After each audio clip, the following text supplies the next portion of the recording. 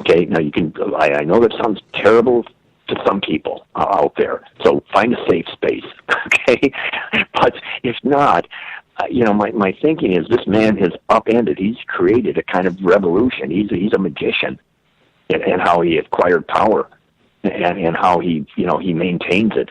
And he does all these outrageous things, and that's never been done before, and yet he survives. And some people like him for that. Sometimes secretly like him and want him to win, even though they don't want to talk about it. And I mean, as I said on Frank Beckman, Frank and I were, kidding around a little bit on the show, and toward the end of it, he was making some joke about Trump. Oh, he's never drank. He doesn't.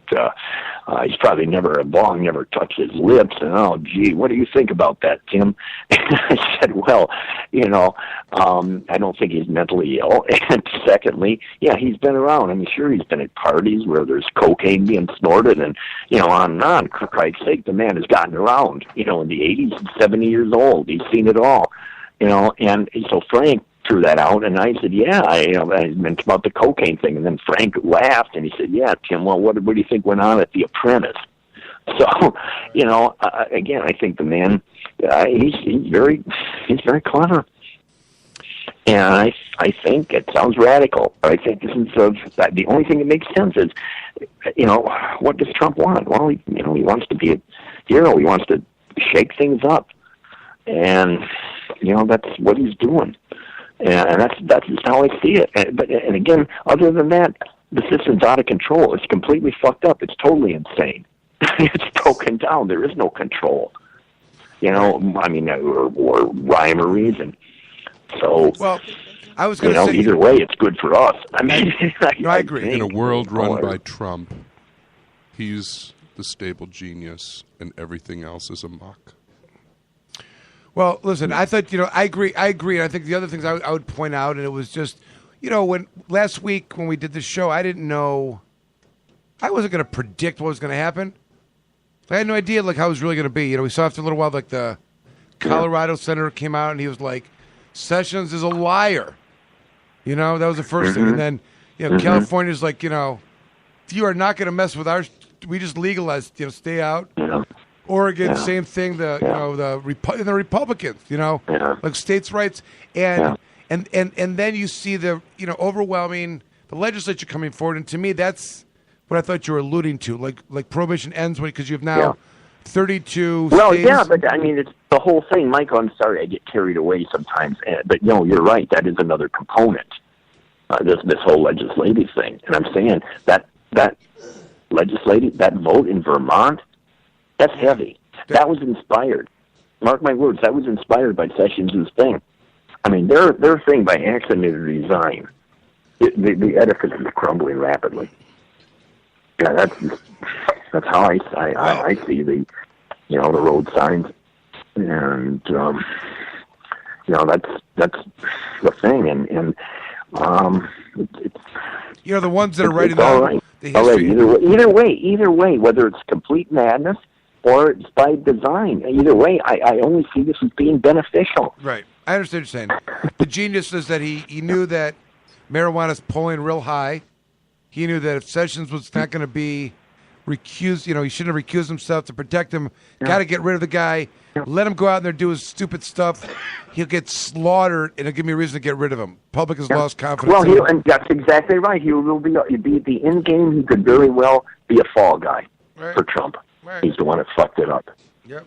Donald, I had to step in and save everybody. I was ready. He was nuts. I'm not a fan at all. I've been kind of quiet on publicly trying to trash him, but I always thought it wouldn't take a lot, and it's not beyond. I would say that the guy has enough common sense to understand the potential revenue from that business and realize that that's something that could potentially create jobs and bring the economy back. And if he saw it from that perspective, he'd be like, how much, just kind of stumble into it. I would have given him that. I would have given him that if he did that. But Right. Yeah. Well, here's another thing. There's always this stereotype of the evil, white, redneck, low-life male out there. And they've been demonized, but I'm telling you, a lot of those guys smoke weed. Okay, a lot of them, and I mean at least 50%, according to polls of in terms of Trump voters. And these folks out there, this is Let me ask that's you part this. of why they voted for Trump. Let me ask you And this. again, Trump, if you check the record, Trump said he made some very benign statements Yeah. about marijuana in the campaign phase. But a lot of those angry white people, these terrible, well, yeah, they like their weed too. So do a lot of people. It cuts across all cultural boundaries. Yeah. So Trump can't really go wrong on this thing. I mean, in a sense that, I mean, if there's some kind of master plan, he'll come out looking like the hero. Yeah. In the end game. Let me ask you That's my this. take. Let me ask you this. I have a question. Just talk to me. Yeah. As a, I don't know, philosophically. I had a discussion with this other lawyer. We were talking about some articles to write for this marijuana law section journal with things that are of interest and whatnot. And he wanted to take on. Mm-hmm. I think it's an interesting discussion. There's a lot of good topics these days, but he wanted to take on the negative impact of the ending of prohibition. Mm-hmm. The negative impact of the ending of prohibition. Oh, yeah. Okay. That the I see where depression, this is that the going, I depression think. that we know in the 30s was partly a product of the ending of alcohol prohibition, right? But that it lines up because likewise alcohol, there was a lot of revenue that was spent in the prohibition. There are people that paid their taxes. There are people that whatever they were, like the bourgeois, you would say, of that era that were involved in the prohibition, took away those jobs. But the argument that I would make, and I don't know if it's true and it lines up. I mean, if you talk about the dollars that are being made, and I'm not even talking about for the business owners, the people that are going to get paid first are the state and the taxes. That's coming out first. Those regulated. Yeah. So there is a fungibility of those dollars, right? The money that you put into prohibition, at some point, arguably, are getting it back, right? But do those numbers really line up? Do they really line up if it's something like that? And I think you need a big marketplace that feeds it, and you've got to take a different approach to it if you're really going to try to, transfer those dollars from here to there. But I think the problem is, and it goes back to what I was saying, it goes back to how this thing can continue in a political battle and a police battle and a lies of safety battle when it's really none of it's true, is that the machine, the Homeland Security, the police, the safety, the money that's driven that has new cars and buildings that, revenue that's coming in when there's no other revenue anywhere, has to and does exist from marijuana. Still remains a majority of cases, lowest hanging fruit, judges ignoring the law. You know what I mean? Yeah. So how do you what do you do with these people? I mean, that's this guy's argument. I mean, he's arguing it's bad for lawyers, but I'm looking beyond that. I'm saying the economy as a whole. Well, they need to be. Yeah. No, I'm not. If I'm sensing correctly, you're talking about layoffs with like law enforcement or within the criminal justice thing, or you mean like just regular victims of some cop with a heavy boot? Right. I mean, I'm sorry, I don't. I'm saying this. No, I'm saying this.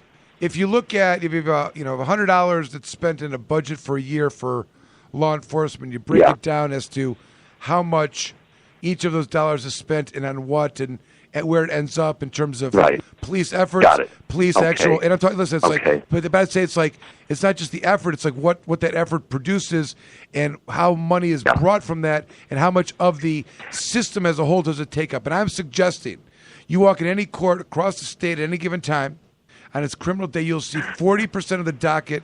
I'm saying 40% of the docket that is made up of marijuana cases. Likewise, the laboratory, the MSP lab. Yeah, what are they going to do with that when that's gone? Right, exactly. MSP lab does 40%. Does 40% of their testing or more on marijuana. So, but the point is that brings money because the people that smoke marijuana get caught with marijuana. There's a forfeiture that goes along with it, and if they get put on probation, 7411. They get their fines and costs. They're going to get that'll be dealt with because we're going to get more tax revenue. Right, exactly. Okay. So. Legalized, and so these people can get paid or paid off or whatever euphemism you want to use. You don't need the same you don't need the same services like the treatment as much. You don't, because really the idea is you can put more money into the real crime. Kim Worthy, there's an article like, she went out and had to get all this federal funding to test the 11,000 rape kits that went untested when they found them in the lab.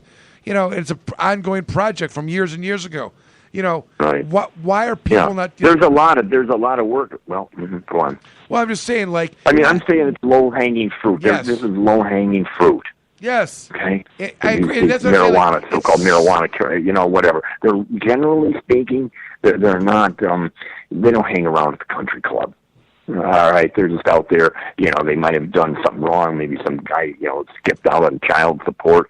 Maybe the female is found guilty of shoplifting. I mean, who knows what? Okay, and again, those people are, lo and behold, you get caught with marijuana. Well, then it gets more intense, and that's part of the thing that's fueling it. And I think, I don't care where these people go, these cops and this criminal justice. I mean, I do. I don't want them joining the CIA, but on the other hand, well, too bad. Kind of reinvent yourself. A lot of people have had to do that. And really, years ago, yeah. But don't you think, Tim, don't you think that, I mean, we are not cutting budgets for police officers when we can. We're not cutting military. We're in a stage now where there's all this federal, state, the drug task forces are, they're like the top brass, top trained, most money put into them, bring in the most money. What are you gonna do? They're gonna kind of just cut them loose?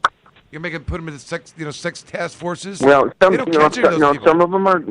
them are doing all right. Okay, a career guy, you save your money, with your pension plan and all that stuff. You ain't gonna be hurting, if you have to go into retirement. That's how I see it. No, I know, but and there's all kinds of ways of dealing with this. And no, really, I mean, what the heck else can you do? You just got to keep pushing forward, regardless of the consequences in some way. With legalization and regulation, just to get the little guy that's getting shit on every day by the system, by these cops and parole officers and that's what I'm saying. That's really disgruntled neighbors. It's what I'm getting at, Tim, is this, and it's the antagonistic side. It's the military. The prison industrial system, but the police, and we kept going back to the police. They got to get a job. It's not just that. You got these jails. You got these places they're going to put these people. These routines that they do, the things they get up and do. They got all these people that are doing stuff. All these people that are tasked with doing stuff. I'm just saying, like, the machine is huge. It's like almost too big to fail. Well, that's our biggest battle. Let me give you an example. I'll be real quick. Back in my political history, I was the head of, it was me and three guys that on behalf of the insurance industry led the fight against the Hillary Clinton health care plan. Okay? First, whatever year, and they made their move.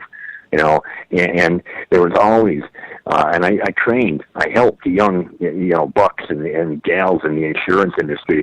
Well, what is going to happen if Hillary Clinton plan gets ahead? Well, we're going to lose our jobs. We're going to get fired. Oh, no. Yeah? Well, guess what? Hillary's answer was, there's a lot of people. Well, I don't think it was her answer, but the answer was, there's a lot of people in the steel industry. They don't have jobs anymore. They don't make buggy whips, okay? So a lot of people got laid off, and it's painful, all right? And so that's my answer is to your point as to what's going to happen to these people. So what? And again, you used to have a lot of steel workers. You used to have a lot of coal miners. You just don't have them. Life is changing. And that's the only way I can, on a broad level. I think, though, this is the only intelligent way I can put it. I understand that, and I guess I don't know. I mean, so maybe you and this other lawyer he's gonna make the case, and I almost feel like you can argue with him point by point, but then you would almost agree I mean, a lot of people are going to be out of work. A certain part of an industry is going to be taken over by another one. All these poor unemployed narcotics teams officers, we should feel sorry for them not having a job. Well, I'm saying to you, of course I agree with that. But the reality is that a vote, the path that we're talking on to get there involves this other side that we may not be talking about it, but it's certainly something that's people are aware of. A lot of jobs cost less.